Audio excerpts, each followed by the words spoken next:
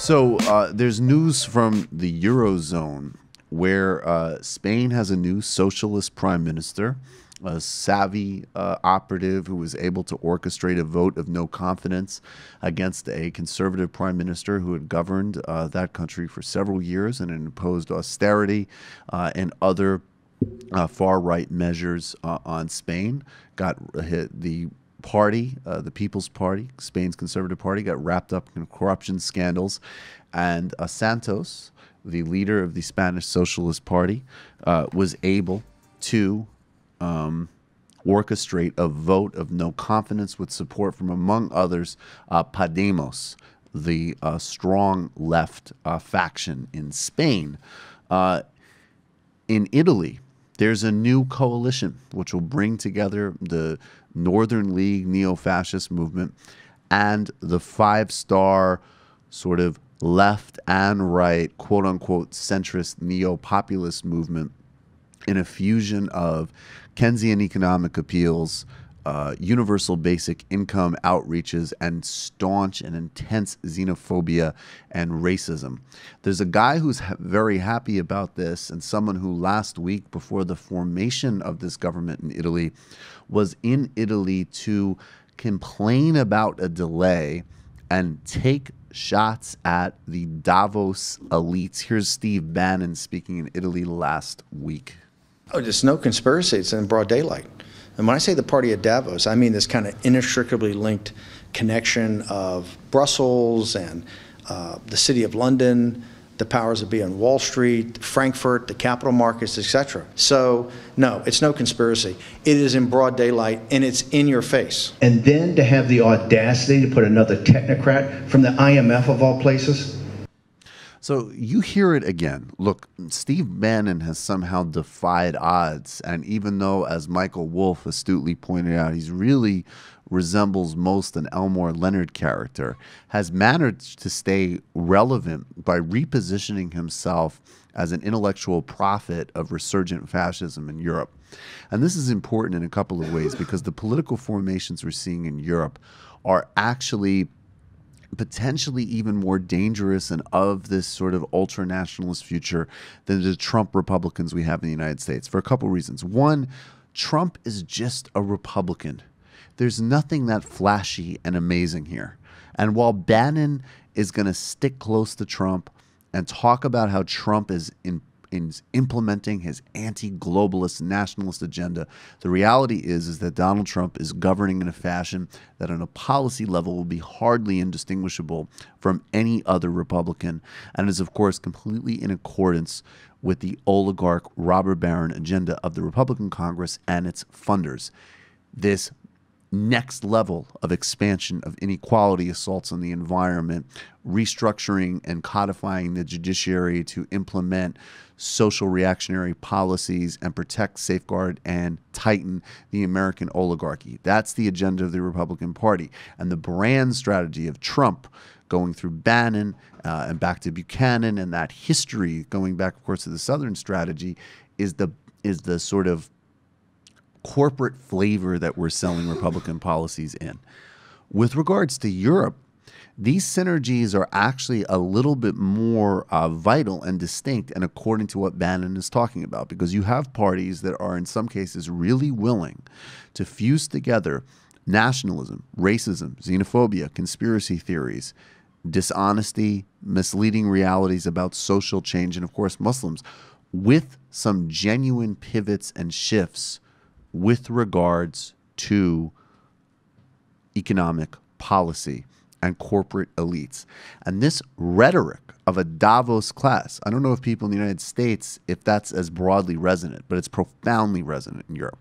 The IMF, profoundly resonant in Europe because of what they've done, along with, of course, the Eurozone to Greece as an example. So in Italy, now we have the type of coalition that Bannon himself has talked about wanting. This is the future. A meaningless, politically unanchored reactionary populism of the five-star movement, which mixes left and right and savvy PR with a historically far-right fascist party that has rebranded itself somewhat in line with economic populist sentiments.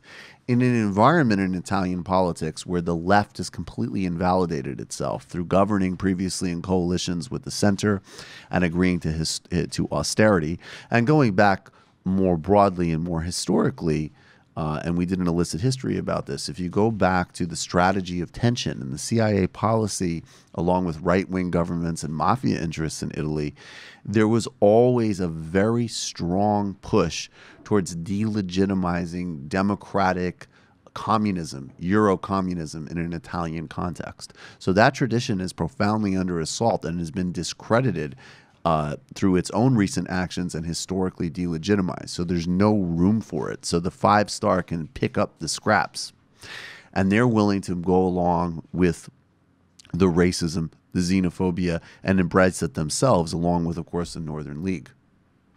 In Spain, we have either a breakthrough where a Pedro Sanchez leadership fuses with Podemos, and to be clear, he previously had lost his leadership in the Spanish Socialist Party for opposing austerity, and he has been a staunch and continuous promoter of Keynesian economics and opposed to austerity. Okay, so this does have a positive indication.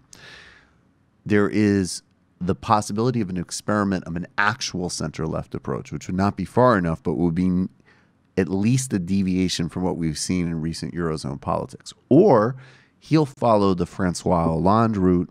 Hollande campaigned against Sarkozy against the Eurozone austerity policies in 2012 and ended up implementing the same thing, even more aggressively, as head of the now almost entirely defunct and badly beaten French Socialist Party. And of course, Macron is floating in space with his own sort of French Thomas Friedman nonsense, which is harmful to French interests, but of course not popular and not resonant globally. This leads us back again to Yanis Varoufakis. Whatever you think of him personally and all of his specific sort of charisma or arguments or whatever else, the only way to save the Eurozone project is to inverse these things from the bottom up and to create a democratic, workers-based Eurozone where social policy is fused with an economics that favors labor, decentralization, and actual democratic accountability, not restored nationalism, which does no such thing. But in the absence of that actual political movement and the continued failures of the center-left, we will see a far-right and a meaningless populist center, which will, like all other centers at the end of the day, fuse and merge and align with right-wing tendencies, which is what's happening in Italy right now, and why Five Star should not be an optimism point for anybody. They might be right on specific policies, but this is a disastrous project from a long-term socialist and, of course, anti-racist, anti-xenophobic perspective. In Spain, the democratic center-left socialists, they have the final chance to see if that type of politics can be relevant in 2018. Can an actual center-left party fight back and push back in a way that is relevant to a broad electorate?